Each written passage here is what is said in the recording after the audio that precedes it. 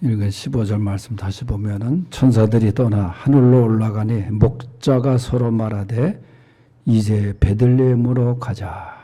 그런 말씀이 나와요. 이제 베들레헴으로 가자. 베들레헴으로 갑시다. 베들레헴이라는 곳은 우리가 잘 알지만은 그 예수님이 태어나신 지명입니다. 그리고 이 베들레헴이라는 뜻은 베트라고 하는 떡, 집이라는 레헴이 합쳐지면서 이제 만들어진 이름인데 오늘 말하면 이제 떡집이라 그렇게 얘기를 해요. 떡집. 아마 우리나라 그 종로 낙원동이 그 떡집거리로 유명하잖아요. 그런 식으로 생각하면 베들레헴은 떡집이 많았다. 이 의미를 또 생각하면은 우리 하늘의 양식이면서 우리의 영을 살리기 위해서 오신 영의 떡으로 오신 예수님이 탄생하신 곳 베들레헴. 또 이 베들레헴이라는 곳은 그 유명한 다윗 왕의 고향입니다. 또 거기서 기름 부음을 받아서 이제 왕이 되기도 했죠. 그러나 무엇보다 더 중요한 것은 이 작은 마을 베들레헴이 아기 예수 그리스도가 탄생한 곳이었다. 그래서 지금도 성지순례객들이 이 베들레헴의 예수 탄생 교회를 향해서 많이들 가요. 또 성탄절은 여기서 드리는 예배와 미사가 전 세계에 또 중계되기도 합니다. 한 20여 년 전에 저도 처음 성지순례 갔을 때 베들레헴 교회는 그때 자유롭게 좀 갈 수가 있었어요. 지금은 뭐 그 팔레스타인이 점령하고 있어가지고 여러 가지 어려운 그 어떤 통행이 되었다는 말이 있습니다만은 제가 갔을 때 그 기억을 회상해 보면은 그 여리고 그 뽕나무 부화가 나무죠. 그걸 지나서 쭉 들어가 가지고 한 교회당에 이르렀을 때 큰 문이 아니라 좁은 문으로 순례객들이 들어가게 했어요. 그래서 다 그 문으로 들어가는 사람들은 고개를 숙이지 않고는 들어갈 수가 없어요. 그래서 아기 예수의 탄생교회에 가기 위해서는 전부 다 허리를 낮춰야 되고 고개를 숙여야 되고 그래서 그 현장에 그 교회 예수 탄생교회 그 지점을 그런데 저마다 그 종파들이 그 교파들이 여기가 예수님 탄생했던 지역이다. 또 여기가 지역에서 자기들이 정통성을 주장하는 거예요. 이 지점이 예수님이 탄생하신 곳이다. 또 저쪽 교파에서는 우리 여기 탄생하셨다. 뭐 그래요. 그러나 어쨌든 간에 베들레헴에서 예수님이 탄생하셨습니다. 그런데 이 성탄절의 의미는 이 베들레헴의 정신이 담겨 있어야 돼요. 성탄절 되면은 뭐 지금은 조금 옛날보다는 덜 하지만은 얼마나 시끄럽고 요란하고 분주했습니까? 뭐 할로윈데이 못지않게 그렇게 그냥 요란하지 않았습니까? 백화점마다 호텔은 호텔마다 말이죠. 그러나 지금은 많이 그것들이 좀 식었어요. 좀 그런 아쉬운 점도 있죠. 또 상업적인 성탄절이 얼마나 성행했어요. 전 세계에 지금 성탄절 장식품을 수출하는 나라가 하나님을 잘 안 믿는 공산주의 국가 중국입니다. 중국 사람들이 곳곳에 이 성탄절 장식하는 것들을 만들어서 수출을 하는데 세계 1위예요. 전부 메드 인 차이나야. 그러니까 얼마나 상업주의적으로 흘러갔는지 몰라요. 성탄의 정신이 사라지고 말이죠. 오늘 우리가 성탄절을 맞이하면서 베들레헴으로 가보자.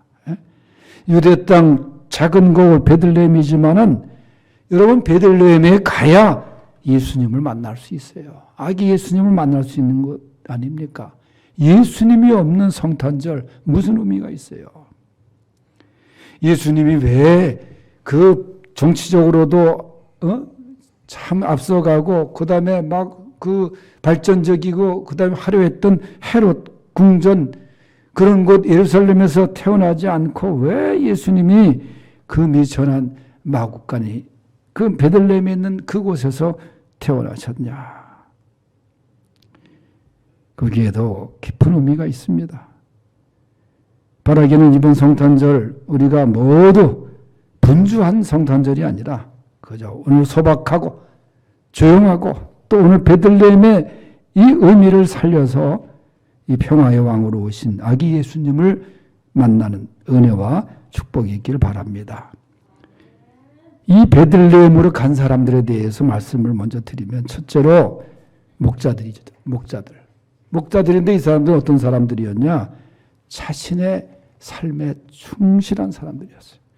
8절 말씀을 다 같이 한번 읽어봅니다. 시작. 그 지역의 목자들이 밤에 밖에서 자기 양떼를 지키더니 아멘. 목자들이 밤에 밖에서 자기 양떼를 지켰다. 여러분, 자기 양떼라고 해서 자기 소유물이 아니었습니다. 이 목자들은 돈 많은 사람들, 부자들의 양을 돈을 받고 양을 돌보는 사람들이었어요.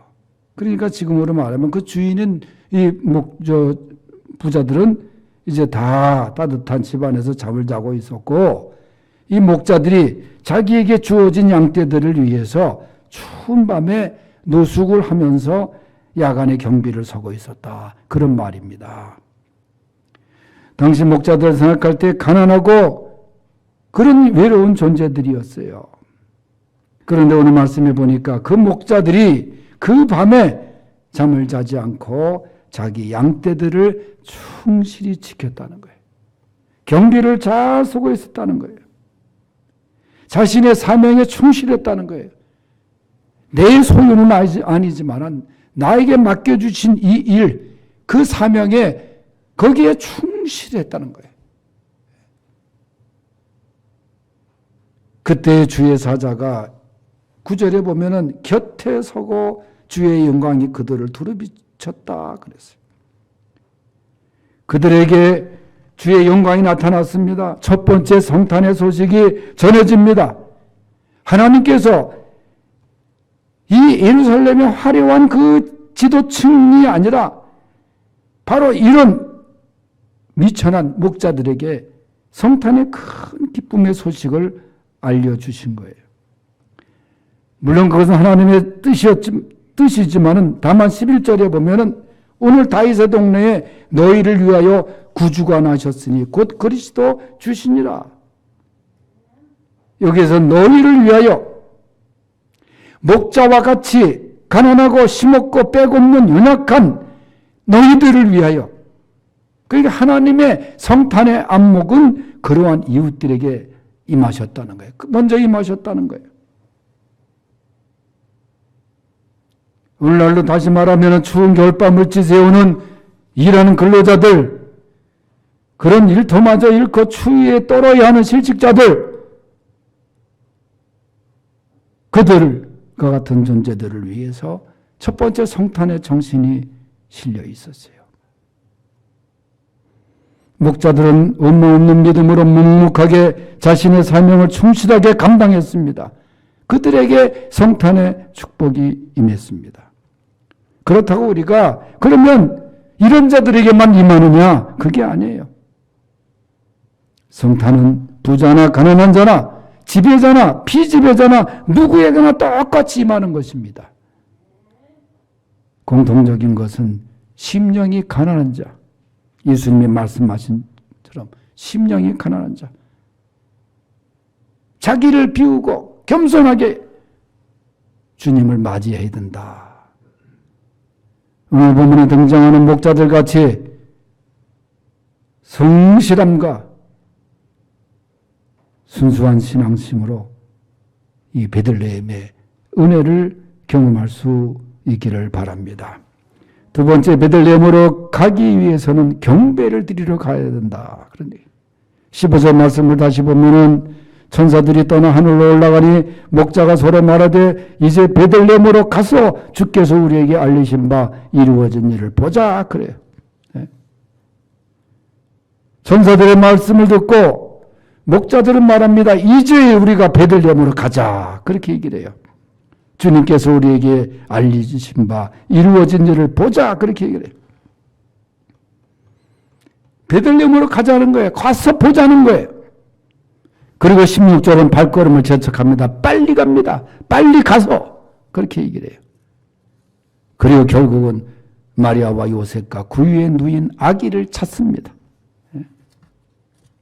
성탄의 주인공인 아기를 찾습니다. 빨리 가서 보고 목자들이 이렇게 분주하게 즉시 움직였어요. 그것은 뭐예요? 아기 예수께 경배하기 위함입니다. 이런 모습은 예배를 사모하고 성전을 사모해야 하는 성도의 모습을 가르쳐주고 있는 거예요. 목자들처럼 예배를 경배하기 위해, 경배는 예배 아닙니까?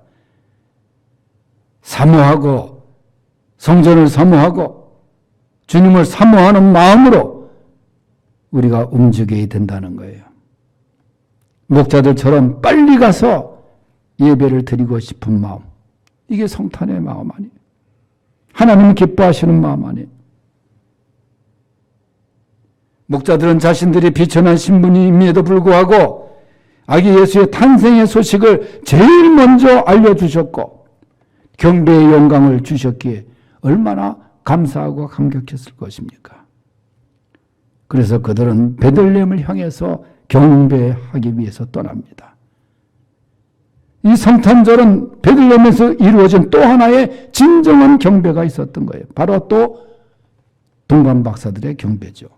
마태복음 2장에 보면은 베들레헴에서 멀리 떨어진 동방으로부터 박사들이 별을 보고 아기 예수의 탄생을 알고 찾아옵니다. 그래서 마태복음 2장 10절에 보면은 그들을 인도하던 별이 아기 예수가 있는 곳 위에 머물자 그들이 별을 보고 매우 크게 기뻐하고 기뻐하더라. 그러면서 들어가서 11절에 보면은 집에 들어가 아기와 그의 어머니 마리아가 함께 있는 것을 보고 역시 엎드렸어요. 그리고 경배했다 그랬어요. 황금과 유향과 모략을 예물로 드리니라. 이 경배의 모습이에요. 첫 번째 성탄절의 목자와 이 박사들의 경배, 이게 성탄의 정신이에요. 성탄은 경배입니다.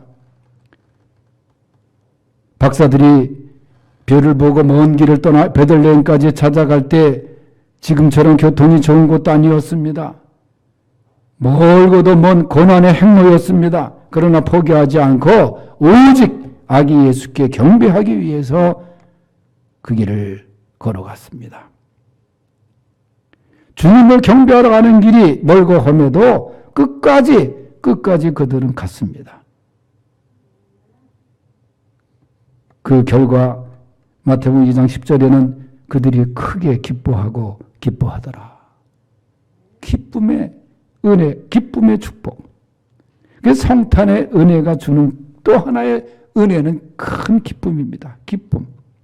기쁨으로 경배하는 성탄이 되어야 되는 거예요. 또 그들의 귀한 모습에서는 소중한 예물로 경배했습니다. 여러분, 성탄절이 예수님의 생신인데 생신 때 우리가 저마다 선물을 주고 하지 않아요?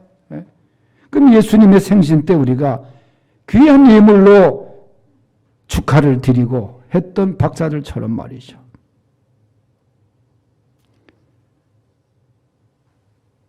그리고 아기 예수께 엎드려 경배한 것처럼 우리 모두 겸손하게 무릎 꿇고 엎드리는 경배가 있어야 됩니다.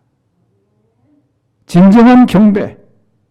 그리고 마지막 보면 이들은 하나님께 찬송했다. 그렇게 얘기를 해요.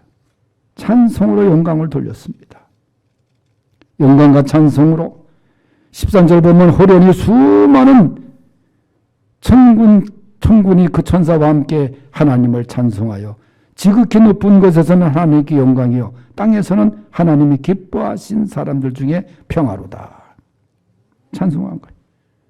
하나님을 찬송했습니다. 성탄의 찬송. 제가 장신대 신학교 다닐 때 지금은 돌아가신 그 한철아 교수님이라고 계신데 이분이 나중에는 이제 아시아 연합신학대학을 학교를 만들어서 나가셨습니다만 이 교수님들이 이제 하루에 한 번씩 예배를 인도하는 그 경건의 시간에 그런데 이분이 그 성탄절 절기도 아닌데 성탄절 찬양을 그 찬송을 선택하신 거예요. 그래서 그 반주하는 교회음악과 교수들이 쳐다보고 그런데도 하라는 거예요. 금사는 이게 뭐 성탄절 찬송은 성탄절 때만 하는 게 아니라 그래. 평상시에도 성탄절 찬송하면 어때요?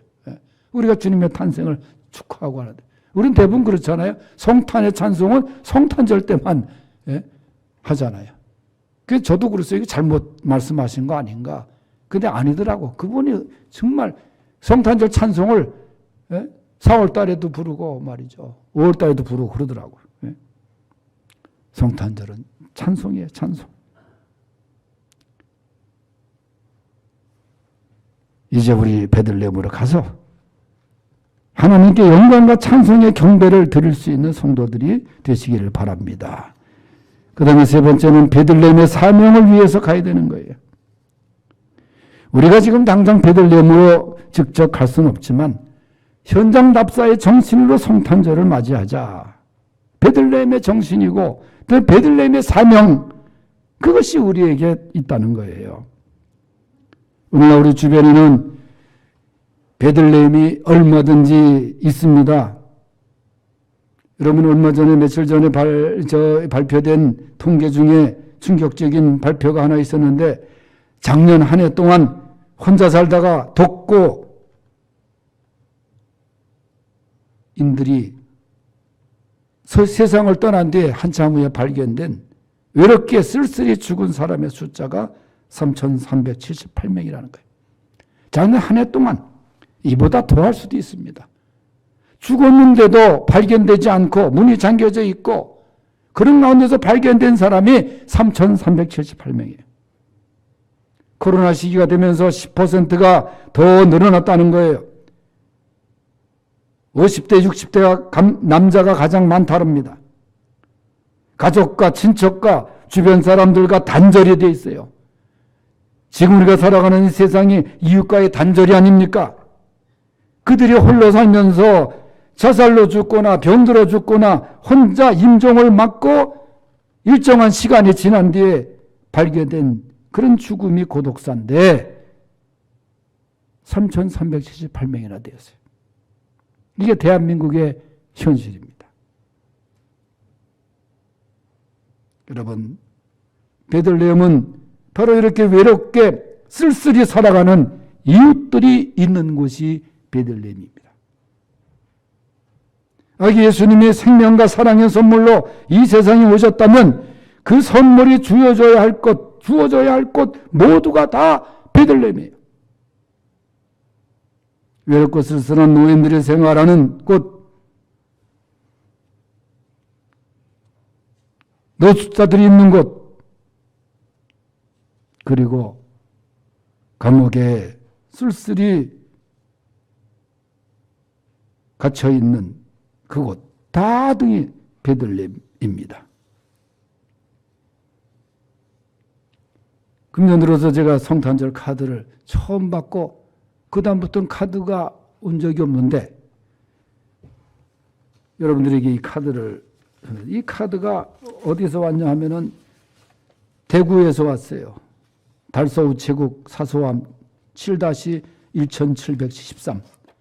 근데 이게 제 이름으로 왔지만 우리 교인들에게 보낸 성탄 카드예요. 메리 크리스마스. 언제나 수지 광성교회의 모든 성도님들과 목사님께서 건강하시고 평안하시기를 주님께 기도드립니다. 예수님의 탄생을 축복하는 크리스마스 캐롤을 듣게 되면 무언가 기쁜 일이 있을 것처럼 마음이 들뜨기도 합니다. 우리가 주님을 사랑하는 것과 믿고 따르는 것에서도 이러한 기쁨이 주님을 통하여 함께하기 때문임을 믿습니다. 수지광성교회 모든 성도님들 주님과 동행하시며 넘친 은혜 받으시기를 주님께 기도하여 봅니다. 성탄절 기쁘게 보내시고 한 해의 좋은 마무리를 하시며 새해 복 많이 받으세요. 늘 감사드립니다. 행복하세요 하고 이병주 올림. 카드가 제일 먼저 왔어요. 그 다음부터 카드 안 와, 이제 또. 이 사람이 무기징역수입니다. 무기징역수로 서울구치소에 있을 때 제가 상담을 한 사람인데 교장 선생님 아들이에요. 청소년 때 친구들과 잘못 어울려가지고 끔찍한 일을 저지르고 결국은 무기징역수가 돼가지고 서울을 거쳐서 청송을 거쳐서 그 다음에 지금 대구에 와서 지금 독방에 있는 형제입니다. 우리가 정말 성탄의 이 소식과 은혜와 사랑을 전해야 될 곳, 그 베들레헴에서 온 편지를 여러분들에게 소개한 거예요. 이렇게 베들레헴의 사랑과 생명이 주어져야 할 현장이라면 우리는 정말 가야 되는 거예요. 베들레헴의 사랑이 요구되는 곳이 지금 얼마나 많습니까? 성탄절을 맞이하면서도 기쁨을, 은혜를 경험하지 못하는 이유 중에 이유가 한마디로 베들레헴까지 가지 못하고 편안하게 나만 성탄을 맞이하기 때문에 그래요. 우리 모두는 베들레헴의 이 나눔과 사랑의 정신을 실천하는 성탄을 맞이해야 됩니다. 무엇보다 힘들고 어려워도 단잠을 마다하고 떠난 목자들처럼 산 넘고물 건너 아기 예수를 경배하기 위하여 떠난 동방박사들처럼 우리가 베들레헴까지 이번 성탄절에 꼭 갈 수 있기를 바랍니다. 기도하겠습니다. 하나님 아버지, 베들레헴의 정신을 이어받아 성탄을 맞이하는 우리 성도들 되게 하여 주시옵소서. 예수님의 이름으로 기도하옵나이다. 아멘.